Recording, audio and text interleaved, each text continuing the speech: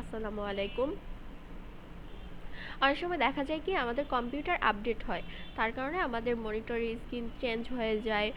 Update হওয়ার কারণে আমরা আমাদের বিভিন্ন অ্যাপসে ঢুকতে পারি না, অথবা আমাদের ল্যাপটপ বা পিসি স্লো হয়ে যায়, কাজ করে না ঠিক মতো। তো সেজন্য আমরা এই আপডেটটাকে কিভাবে মানে আগের মতো রাখতে পারি, সেটাই জানবো আজকের ভিডিওতে। তার জন্য আমরা কি করব, উইন্ডো আর ক্লিক করব।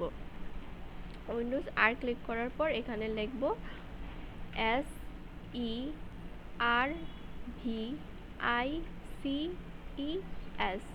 সার্ভিস.msc।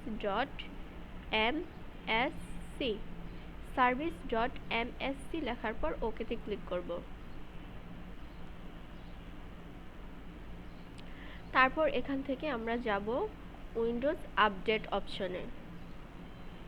উইন্ডোজ আপডেট অপশনে যাওয়ার পর এখান থেকে মাউসের রাইট বাটনে ক্লিক করব। প্রপার্টিস অপশনে যাব, এখান থেকে ডিসেবল অপশনটাকে সিলেক্ট করে নেব, অ্যাপ্লাইয়ে ক্লিক করব, তারপর ওকেতে ক্লিক করব। শেষ হয়ে গেছে। এবার আর আমাদের পিসিটা আর কি কিছুদিন পর পর আপডেট করবে না, আর আমাদের ওই ঝামেলাগুলোতে পেস করতে হবে না।